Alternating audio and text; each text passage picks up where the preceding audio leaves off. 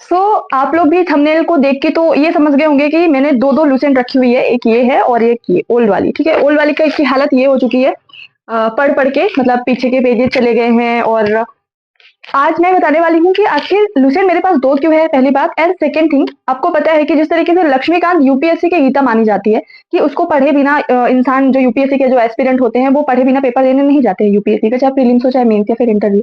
इसी तरीके से जो ये लूसेंट है ना, ये हमारे एमपीपीएससी के लिए गीता है। इसको पढ़े बिना जाए, भले ही आप कितने भी रेफरेंस बुक्स पढ़ ली हो, मोटी मोटी बुक्स पढ़ ली हो, लेकिन अगर लूसेंट पढ़ के नहीं गया ना तो वो कॉन्फिडेंस नहीं आने वाला और उस तरीके से पेपर भी नहीं जाने वाला, रियलिटी है। ठीक है, तो सबसे पहले तो मैं ये बताऊं कि मैंने ये दो दो बुक्स क्यों मंगाई। देखो, ये मेरे पास जो है, एक मिनट,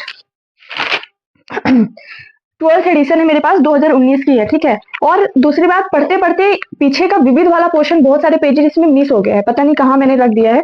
ठीक है, तो इस तरीके से मैं पढ़ती थी और मैं कभी न्यू बुक लेने में बहुत ही डरती हूँ, क्योंकि जब एक बुक को हाईलाइट कर लो, सारी चीजें इसमें अपडेट कर लो, तो फिर नई बुक को पढ़ने में ऐसा लगता है कि वापस से मेहनत लग रही है। लेकिन इसको मंगाना जरूरी था, क्योंकि ये 2019 का है और ये 2023 का है, और इसमें वाकई बहुत सारी, आप लेंथ इसकी जो विड्थ है उससे आप क्या बोलते हैं, अंदाजा लगा सकते हो कि बहुत सारे फैक्ट्स ऐड हुए हैं। हिस्ट्री में बहुत सारे फैक्ट ऐड हुए हैं, इसमें ज्योग्राफी में बहुत सारे फैक्ट ऐड हुए हैं, और इसमें अभी तक मैंने सिर्फ और सिर्फ क्या पढ़ा है, इंडियन ज्योग्राफी पढ़ा है, सिर्फ और सिर्फ क्या पढ़ा है, इंडियन ज्योग्राफी, आपको दिख रहा होगा। ठीक है, अभी तक। अब कुछ लोग जो पूछ रहे हैं कि आखिर लूसेंट के कौन कौन से टॉपिक्स को बिना छोड़े जाना चाहिए, बिना छोड़े मतलब कि पढ़ के जाना ही जाना चाहिए। तो सबसे पहले मैं स्टार्ट करती हूँ हिस्ट्री से। ठीक है, मैं पूरा इंडेक्स लेके बैठी हूँ, आप लोग भी ऐसे इंडेक्स लेके रख लो और लूसेंट के अपने इंडेक्स में टिक करते जाओ कि इन टॉपिक्स को पढ़ के जाना है। प्राचीन इतिहास की अगर बात करूं तो एक मतलब प्राचीन भारतीय इतिहास के स्रोत से लेकर राजपूत राजवंशों की उत्पत्ति, ये सारे टॉपिक्स आपको एंशियंट हिस्ट्री में पढ़ के जाने हैं, इसमें कुछ ऐसा छोड़ने लायक है ही नहीं। ठीक है, फिर मध्यकालीन भारत के पूरे टॉपिक्स पढ़ने हैं। लेकिन अब जैसे बात आती है कि कहाँ कहाँ पे ज्यादा हमको जोर देना है, तो प्राचीन भारतीय इतिहास के स्रोत में जैसे प्रागैतिहासिक काल पे थोड़ा बहुत देख लीजिए, सिंधु सभ्यता बहुत इंपॉर्टेंट है, उनके साइट्स देख लीजिए, उनके स्थल देख लीजिए। कुछ ऐसी धार्मिक या सांस्कृतिक चीजों की खोज हुई है सिंधु सभ्यता में किसी महत्वपूर्ण स्थल से, तो वो देख लीजिए, इंपॉर्टेंट है। वैदिक सभ्यता, आप चूंकि हमारे जो यूनिट 1 है वो, हाँ एक चीज और मैं बताऊंगी एक दो दिन बाद या फिर कभी भी नेक्स्ट ईयर लाऊंगी, जहाँ पे ये बताऊंगी कि नए टॉपिक जितने भी ऐड हुए हैं किसी भी यूनिट में, वो आपको कहाँ से पढ़ने हैं। जो जो मेरे पास पीडीएफ अवेलेबल होगी वो मैं बता भी दूंगी, और अपने जो पब्लिक चैनल है स्टडी विद प्राची पर है, उसमें मैं आपको भेज दूंगी। ठीक है, क्योंकि टाइम कम बचा है, बहुत सारे बच्चे परेशान हो रखे हैं। तो सिंधु सभ्यता अच्छे से पढ़ना है, वैदिक सभ्यता बहुत अच्छे से, महाजनपद का उदय सिर्फ इतना पढ़ लीजिए कि कौन सा महाजनपद, उसकी राजधानी क्या है, किस क्षेत्र में स्थित है। ठीक है, बस इतना। और सिकंदर, मौर्य वंश, बौद्ध धर्म, जैन धर्म बहुत अच्छे से पढ़ना है। ठीक है, और इसके बाद फिर मौर्य साम्राज्य को बहुत अच्छे से पढ़ना है, गुप्त साम्राज्य को, और इधर दक्षिण भारत के कुछ राजवंश होते हैं जैसे चोल वंश बहुत है, पल्लव वंश, तो ये सारी चीजों को आपको पढ़ना सबको है, लेकिन कुछ मैंने इंपॉर्टेंट बता दिया। इसी तरीके से मध्यकाल में जब आएंगे हम, तो जो सल्तनत काल है और जो इसके बाद इधर आ जाएगा मुगल साम्राज्य, तो इनकी प्रशासनिक शब्दावलियों को आपको याद रखना है। ठीक है, फिर आधुनिक भारत में जब आएंगे हम, तो उत्तरकालीन मुगल साम्राज्य पढ़ना है। भारत में यूरोपीय व्यापारिक कंपनियों का आगमन एक बार देख लेना। ठीक है, फिर बंगाल में अंग्रेजों का आधिपत्य थोड़ा सा जरूरी है, देख लेना। फिर इसके बाद जितने भी युद्ध हुए हैं, अंग्रेजों के युद्ध हुए हैं अपने भारतीयों के साथ, जैसे कि आंग्ल सिख युद्ध, आंग्ल मराठा युद्ध, तो ये युद्ध कब हुए हैं, इन युद्ध में किस किस मतलब कि किस तरीके से कौन कौन सी संधियां लागू की गई हैं। ठीक है, युद्ध में।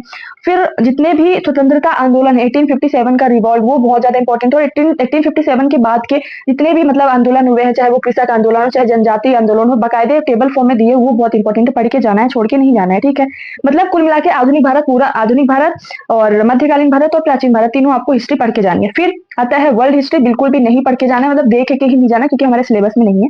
ज्योग्राफी की बात करूं अगर, तो आपको ज्योग्राफी में क्या छोड़ के जाना है मैं वो बता रही हूँ। Indian geography, sorry, world geography तो बिल्कुल छोड़ के जाना है, वो तो पढ़ के जाना ही नहीं है। इंडियन ज्योग्राफी की बात करूं मैं, तो सामान्य जानकारी पढ़ के जाइए, इसमें से सिर्फ मैं ये बता रही हूँ कि क्या छोड़ के जाना है। ठीक है, आप अगर आपके पास 2023 के अपडेटेड नहीं है, तो आपको छोड़ के जाना है भारत में परिवहन। ठीक है, क्योंकि वो यूनिट 6 में ऑलरेडी हम कवर करेंगे नई बुक से, और अपडेटेड परिवहन वाला जो पोर्शन है वो हम कवर करेंगे। बाकी बाकी जलप्रपात जैसे हमारे सिलेबस में नहीं है, फिर भी जलप्रपात पढ़ के जाना है, क्या पता आ जाए।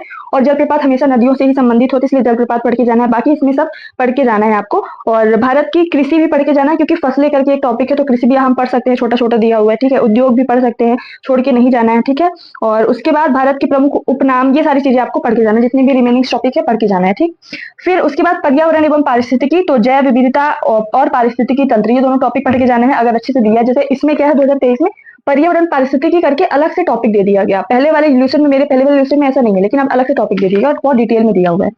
फिर भारतीय अर्थव्यवस्था में मैं बोलूंगी, अगर यूनिट 6 के लिए अलग से आपने ऑलरेडी कोई बुक ले रखी है तो वहां से पढ़िए। ठीक है। और अगर यहाँ से पढ़ना है तो सिर्फ आप भारतीय वित्त व्यवस्था पढ़ के जाइए कि आरबीआई की स्थापना कब हुई, सिडबी की स्थापना कब हुई, जितनी भी वित्तीय बैंक्स हैं, वित्तीय संस्थाएं की स्थापना वगैरह आप यहाँ से पढ़ के जा सकते हैं, और कुछ समितियां पढ़ के जा सकते हैं। बाकी आप लूसेंट से पढ़ने की जरूरत नहीं है। भारतीय संविधान में पॉलिटी है, पूरा का पूरा पॉलिटी, आपको आर्टिकल, संविधान संशोधन, सारी चीजें पढ़ के जानी है।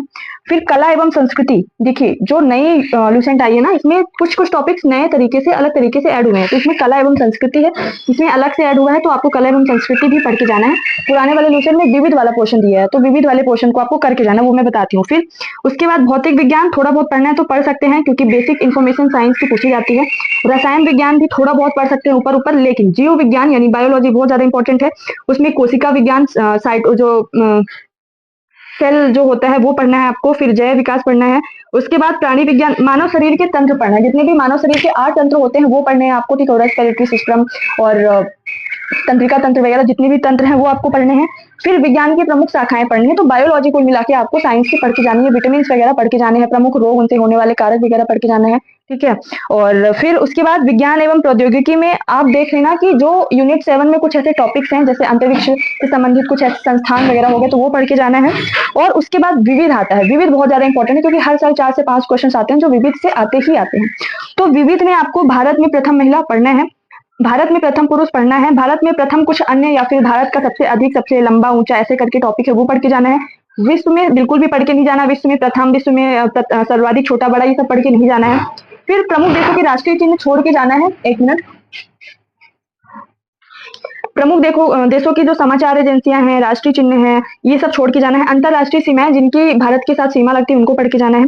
राजनीतिक दल जो विभिन्न राष्ट्रों के हैं उनको नहीं पढ़ के जाना है। विभिन्न देशों के राष्ट्रीय पशु पक्षी नहीं पढ़ने हैं, ठीक है। मतलब कुल मिला के इंडिया का जो है वो पढ़ना है, और जो इंटरनेशनल लेवल पे जो भी दिया हुआ है वो नहीं पढ़ना है, एक्सेप्ट इंटरनेशनल ऑर्गेनाइजेशन, वो बहुत अच्छे से पढ़ना है। जैसे संयुक्त राष्ट्र संघ करके एक टॉपिक है, ये अच्छे से पढ़ना है। फिर विश्व के कुछ अन्य प्रमुख संगठन है, तो जैसे पूछ लिया जाएगा कि विश्व बैंक, वर्ल्ड बैंक का हेडक्वार्टर कहाँ है, या फिर वर्ल्ड बैंक की स्थापना कब हुई, वर्ल्ड बैंक का लेटेस्ट मेंबर कौन सा है, तो ये आपको इंटरनेशनल ऑर्गेनाइजेशन पढ़ के जाना है, ठीक है। फिर उसके बाद समकालीन संयुक्त राष्ट्र अंतरराष्ट्रीय वर्ष। अब हर बार ऐसा होता है कि जैसे बाजरा के लिए पूछा गया कि 2023 में क्या घोषित किया गया, कौन सा वर्ष घोषित किया गया संयुक्त राष्ट्र के लिए, ठीक है, तो बाजरा वर्ष। इसी तरीके से 2023 में क्वेश्चन आया कि कैमलेट ईयर घोषित किया गया है, मतलब 2024 को, लेकिन किसके द्वारा घोषित किया गया, ये पूछा गया, तो उसका आंसर था संयुक्त राष्ट्र। तो संयुक्त राष्ट्र किस वर्ष को किस रूप में घोषित किया है वो बहुत इंपॉर्टेंट है, तो आपको ल्यूसेंट की विविध में मिल जाएगा, ठीक है। फिर भारत रत्न से कितने लोगों को सम्मानित किया गया, भारत में पुरस्कार वगैरह आपको बकायदे पढ़ने हैं, ठीक है। और फिर महान कार्यों से संबंधित कुछ व्यक्तित्व पढ़ने हैं। प्रमुख लेखक एवं पुस्तकें, साहित्य एवं साहित्यकार एवं संस्कृति अलग से ऐड हुआ है, तो वो भी अच्छे से पढ़ना है। और उसके बाद हाँ, साहित्यकार, राष्ट्रीय पुरस्कार, इतना आपको पढ़ना है। तो ल्यूसेंट में कुल मिला के आपको वर्ल्ड हिस्ट्री नहीं छूनी है, वर्ल्ड ज्योग्राफी बिल्कुल नहीं छोड़नी है, इकोनॉमिक्स आप नहीं भी छू के जाओगे, यूनिट 6 को अलग से किसी बुक से कवर करके जाओगे बिल्कुल चलेगा, ठीक है। और साथ में आपको फिजिक्स और केमिस्ट्री की बहुत ही बेसिक इन्फॉर्मेशन ल्यूसेंट से लेके जानी है, बायोलॉजी में थोड़ा अच्छे से पढ़ना है।